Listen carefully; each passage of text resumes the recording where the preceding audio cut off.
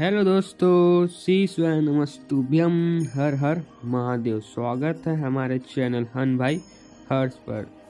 हमसे पूर्व शिव महापुराण कथा में अचानक गुरुजी के आंखों से आंसू बहने लगे। कथा के बीच में गुरुजी रोने लगे। आप इस वीडियो में देख सकते हैं। वीडियो को लास्ट तक अवश्य देखें। दोस्तों, गुरुजी बीच कथे में रो पड़े दोस्तों। और वीडियो अच्छा लगा तो प्लीज लाइक करें और कमेंट में दोस्तों नमस्ते आवेश लिखें।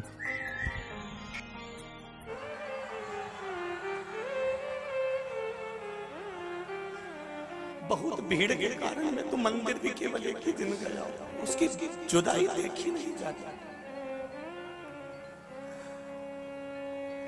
बहुत भीड़ के कारण मैं तो मंदिर भी केवल एक ही दिन गया, उस दिन भी कह के आया था बाबा मैं रोज नहीं आ सकता। हर पल हर घड़ी उसने एहसास दिखा दिया, अपना एहसास कि मैं हूं तेरे साथ। और ये मेरा विश्वास करता है, ये मेरा भरोसा करता है। हर पल हर घड़ी खड़ा है, हर क्षण खड़ा है।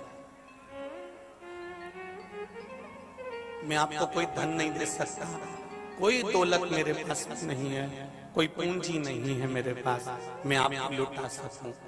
ईमानदारी से कहूं, इतनी संख्या में लोग आने लगे कि हम आपको पेट भर के भोजन भी नहीं दे पाते, हम बैठने की व्यवस्था भी नहीं दे पाते हैं।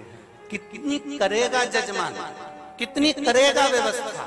आप तो लाखों में आ रहे हो, कितनी व्यवस्था यजमान करेगा, कितनी, पर कोई व्यवस्था नहीं कर सकता। आपकी व्यवस्था तो महादेव करता है और महादेव ही खिलाता है। जो ये सोच कर बैठे हैं कि हम नहीं मरेंगे, तो हम आपसे निवेदन करना चाहते हैं, मरना तो पड़ेगा, चाहे तुम हो चाहे सियोर वाला महाराज, कोई भी। कितनी भी गुलाब जामुन खा लो, कितनी भी बादाम खा लो, चाहे कितने भी ब्यूटी पार्लर जा लो। वो एक था माइकल जैक्सन, क्या बोलते माइकल जैक्सन, तो क्या बोले थे, प्लास्टिक सर्जरी कई बार कराई, 12 डॉक्टरों की टीम उसके पास में रहती थी। जो डॉक्टर बोलते थे वही खाता था। 25 पार्लर वाले उसके कक्ष में रहते थे, मात्र उसका डिजाइन करने के लिए। दवाई, गोली, भोजन, रूम सब लिमिट से रखता था। उसके बाद भी इतने डॉक्टर लगे रहते थे, इतने सेवादार लगे रहते थे, तो भी उसको जाना पड़ा। कितना पहलवान दारा सिंह, कोई कहे कि ये की बॉडी जोरदार है, क्या जोरदार बॉडी सॉडी बना कर रखा है। अच्छे अच्छे सूरमा चले गए, रावण जैसा चले गया, तो अपन तो साधारण व्यक्ति हैं। कंस चले गया, हिरण्यकशिपु गया, हिरण्याक्ष गया, तो आप और हम कोई अमर बूटी खा के पैदा नहीं हो गए। जाना सबको है, बस इतना ध्यान रखना। वो कबीरदास जी का दोहा स्मरण में आना चाहिए।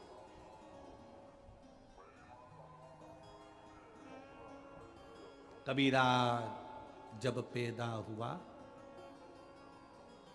कबीरदास जी कहते हैं, जग हंसे तू रोए, करनी ऐसी कर जाना,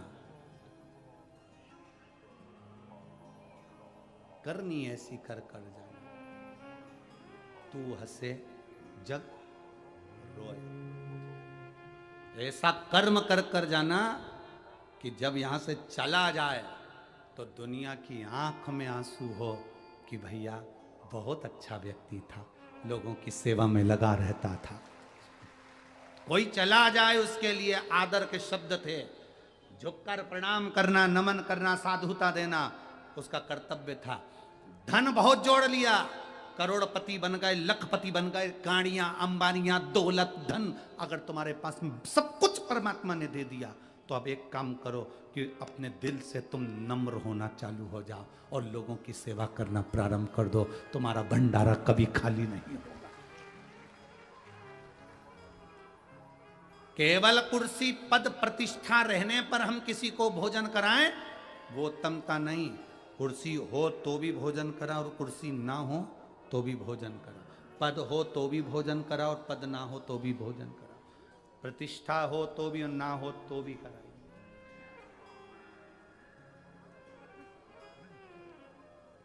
बड़े बड़े औहदे पर लोग बैठ जाते हैं और उनसे हम कहते हैं कि भैया देखो, दोनों हाथों से करते चलना, जिंदगी में बीज बोते चलना, बाद में दिक्कत नहीं आएगी। आज मालूम है कुर्सी मिल जाती है ना, कोई मुख्यमंत्री बनकर बैठ गया, कोई अध्यक्ष बनकर बैठ गया, किसी के पास में कोई कुर्सी आ गई, किसी के पास में कोई कुर्सी आ गई, सब पद पर बेटा विराजमान हो गए।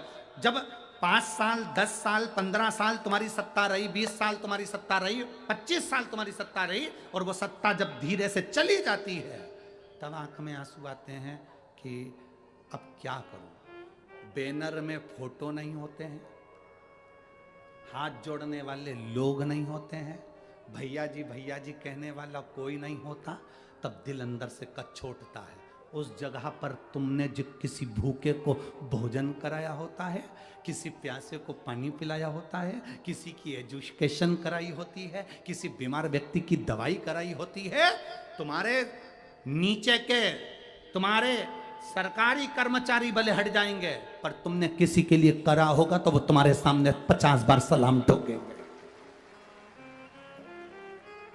पद है, प्रतिष्ठा है, कुर्सी है, तो उसका उपयोग करो, सदुपयोग करो।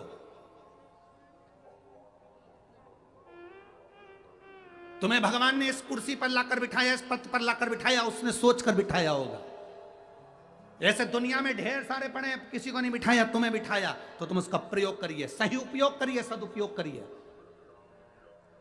कई बहुएं कहती हैं मेरी सास मुझे दिन भर काम बताती है, और छोटी बहू को बिल्कुल काम नहीं बताती, बड़ी भाभी को बिल्कुल काम नहीं बताती, मेरी सास मुझे काम बताती है।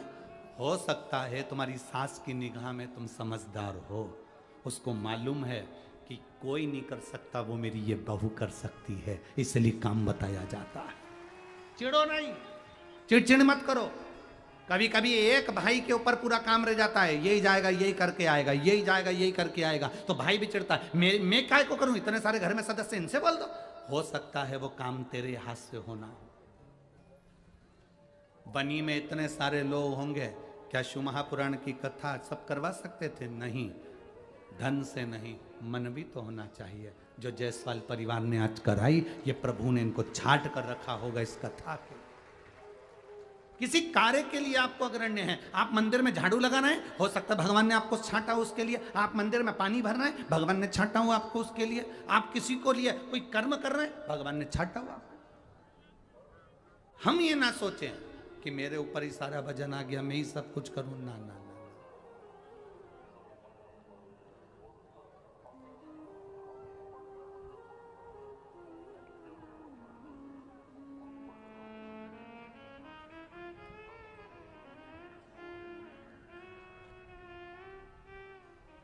चार कथा ऐसी थी,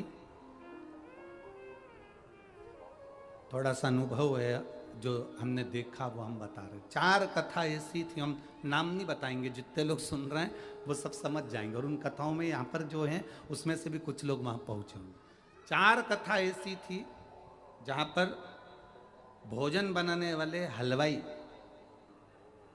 भंडारा करने वाले जितने लोग थे, सेवादार, उन्होंने कह दिया था, अरे हम जब एक दिन पहले हम पहुंचते हैं तो हम उनसे कह देते हैं देखो भंडारा सही चल रहा है ना, अरे गुरुजी आप चिंता मत करो, हम सब देख लेंगे, बिल्कुल टेंशन मत। आपका हलवाई से बात हुई है ना?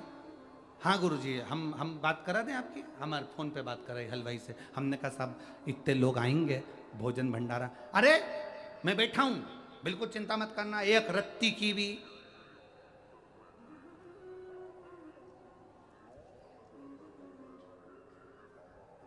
जहां जहां हमने पूछा और जिन्होंने कहा मैं बैठा हूं, रत्ती भर चिंता मत करना।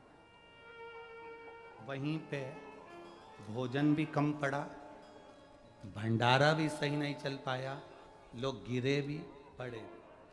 और जहां उसमें से ये नहीं कि उसमें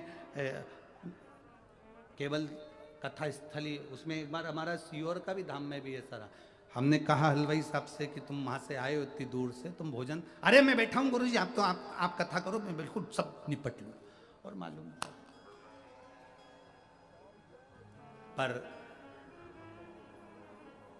आपके मुख पर रहना चाहिए, गुरुजी बाबा बैठा है ना,